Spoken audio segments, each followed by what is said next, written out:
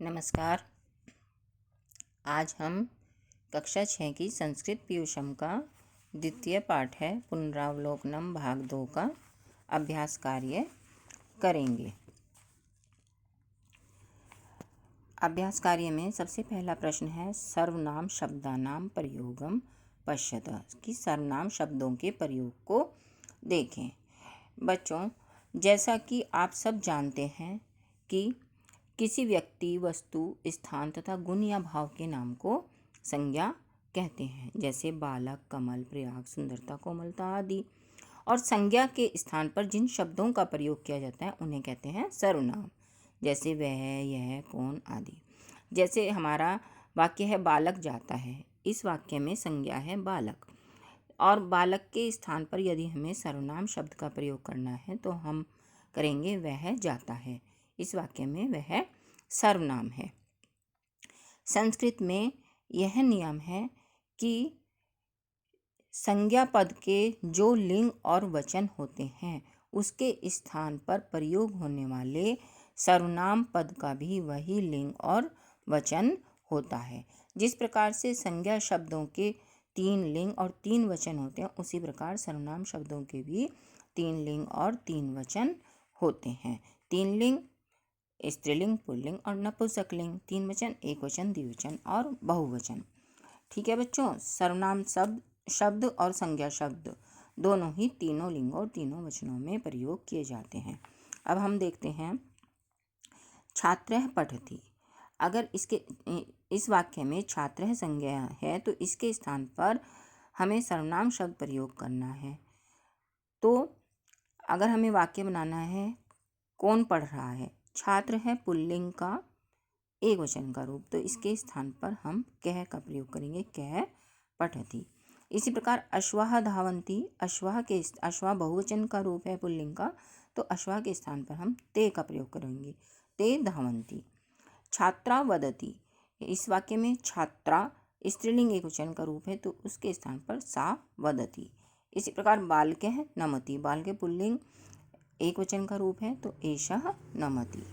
पत्रम पतति, पत्रम नपुंसकलिंग एक वचन का रूप है तो सर्वनाम भी नपुंसकलिंग एक वचन का तत् का हम प्रयोग करेंगे, तत् पतति।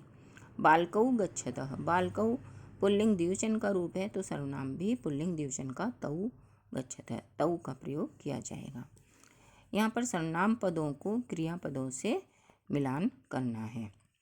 जैसे एषा खेलति, तो यहाँ पर हो जाएगा, मिलाएंगे हम एषः पठति, एतौ धावतः, एताः गच्छन्ति, एतत् पतति, एते नमतः। इस प्रकार से आप इनका मिलान करेंगे। चित्रानुसारम संस्कृते उत्तरतः, चित्र के अनुसार संस्कृत में उत्तर दीजिए। एतौ कौ, ये दोनों कौन हैं? तो अब यहाँ पर उल्टा है कि यहाँ पर हमें जब उत्तर देना है तो सर्वनाम के स्थान पर हमें संज्ञा शब्दों का प्रयोग करना है। अब यहाँ पर कौ है, ये पुल्लिंग के द्विवचन का रूप है, तो हमें ये यहाँ पर 2 कबूतर हैं, कपोतः का द्विवचन का रूप प्रयोग करना होगा। एतौ कपोतौ, एताः किं कुर्वन्ति, एताः संध्यावन्दनं कुर्वन्ति, एतानि कानि सन्ति, एतानि कमलानि सन्ति। मध्यम पुरुष की क्रिया का प्रयोग कीजिए। त्वं लिखसि, युवां पठतः, यूयं धावतः। उत्तम पुरुषस्य कर्तृप्रयोगं कुरु, उत्तम पुरुष के कर्ता का प्रयोग कीजिए। अहं शिक्षकं नमामि, आवां पुस्तकं पठावः, वयं भोजनं कुर्मः। संस्कृत भाषा में अनुवाद कीजिए। मैं खेलता हूँ, अहं क्रीडामि, हम सब खाते हैं, वयं खादामः, वह हंसती है, सा हंसती। तुम दोनों लिखते हो, युवां लिखतः, में बालिकाएं हैं, ते बालिकाः सन्ति। यह फल गिरता है, एतत् फलं पतति। इस प्रकार से इनका अनुवाद बनेगा। कर्ता पद के साथ क्रियापद का मेल करो।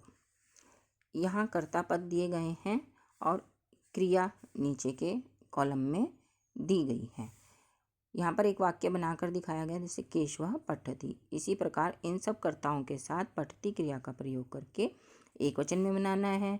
यहाँ द्विवचन में केशवौ पठतः बालकौ पठतः, इस प्रकार से यहाँ पर बहुवचन में केशवाः पठन्ति बालकाः पठन्ति, इस प्रकार से वाक्य बनाने हैं। मंजुषा साहाय्येन वाक्यानि रचयत।